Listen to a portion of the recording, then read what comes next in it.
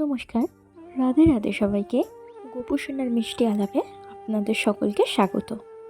আশা রাখি আপনারা সকলে খুব ভালো আছেন। বন্ধুরা, আজকে গোপু সোনার দুষ্টুমি করার কিছু বিশেষ মুহূর্ত আমি আপনাদের সাথে ভাগ করে নিচ্ছি। দেখুন বন্ধুরা, বলতে বলতেই গোপু সোনার বন্ধু গোপু সোনাকে ডাকতে চলে এসেছে এবং গোপু সোনা তার কাছে হামাগুড়ি দিয়ে দিয়ে যাচ্ছে। এরপর গোপু আমাকে বলছে, দিদি ভাই তুমি ওকে একটু আদর করে দাও। তাই আমি ওকে একটু আদর করে দিলাম। তারপর গোপু সোনার বন্ধু আর গোপু সোনা মিলে একটু ঘোরাঘুরি করছে। দেখেছেন বন্ধুরা, গোপু সোনা ওর বন্ধুর পিঠে চেপে চারিদিক ঘুরে বেড়াচ্ছে। এরপর গোপু সোনা ওর বন্ধুর জন্য ফুল আনতে গেল, নিজে হাতে করে ওর বন্ধুকে দেবে বলে। ফুলটা তুলেও নিল। এরপর গোপু সোনা আবার হামাগুড়ি দিয়ে ওর বন্ধুর কাছে চলে আসছে ফুলটা ওকে দেবে বলে। এবার গোপু সোনা ফুলটা ওকে দিয়েও দিল। ফুলটা ওকে দেওয়ার পর এইবার ওর বন্ধুকে এক জায়গায় বসিয়ে দিল। এবার দৌড়ে আমার কাছে চলে এলো। এরপর গোপু সোনা আমাকে কি বলছেন জানেন বন্ধুরা? গোপু সোনা আমায় বলছে, দিদি ভাই আমাকে খেলনা বাটিটা একটু দাও না, আমি আমার বন্ধুর জন্য নিজে হাতে রান্না করব।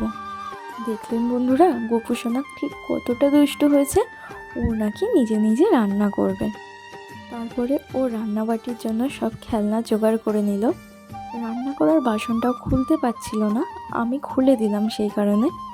এরপরে গোপু হাতে একটা চামচ নিয়ে নিল এবং তার সাথে গ্যাসের মধ্যে ও কিছুটা রান্নাও করে নিল। গোপু সোনার আবদার হয়েছে খাবারটা যেন আমি ওর প্লেটে ঢেলে দিই। আমি আর কি করি, ওটা আমি প্লেটে ঢেলে দিলাম। তারপর গোপু সোনা জল আর খাবারটা নিয়ে ওর বন্ধুকে দিতে গেল। জানেন বন্ধুরা, সারা দিন গোপু সোনা এইভাবেই দুষ্টুমি করে। তার কিছু মুহূর্ত আমি আপনাদের সাথে আজকে ভাগ করে নিলাম। দেখুন বন্ধুরা, গোপু সোনা সারাদিন খেলে ঠিক কতটা খুশি হয়ে গেছে সেটা ওর দুষ্টুমি ভরা মুখ দেখেই বোঝা যাচ্ছে, তাই না বন্ধুরা? এরপর আমায় গোপু সোনা বলছে, দিদি ভাই সারাদিন খেলে আমি খুবই ক্লান্ত হয়ে গেছি, তুই আমাকে একটু খাইয়ে দিবি?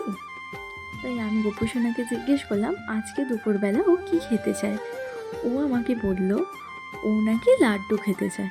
তাই আমিও আর বেশি দেরি করলাম না, ওর খাবারের থালাটা সাজিয়ে ফেললাম। খাবারটা সাজিয়ে নেওয়ার পর খাবারের থালাটা ওর কাছে নিয়ে গেলাম এবং লাড্ডুটা নিয়ে ওকে খাইয়ে দিলাম। লাড্ডুটা নাকি খুব মিষ্টি, এটা কিন্তু গোপু সোনা বলেছে। এরপর জল খাইয়ে দিলাম গোপু সোনাকে। এরপর গোপু সোনার আরও একটা আবদার হলো, লাড্ডু নাকি শুধু ওকে খাওয়ালে হবে না, ওর বন্ধুকেও খাওয়াতে হবে। তাই বেশি দেরি না করে ওর বন্ধুকেও খাইয়ে দিলাম। এবার গোপু সোনার মুখটা মুছিয়ে দিলাম।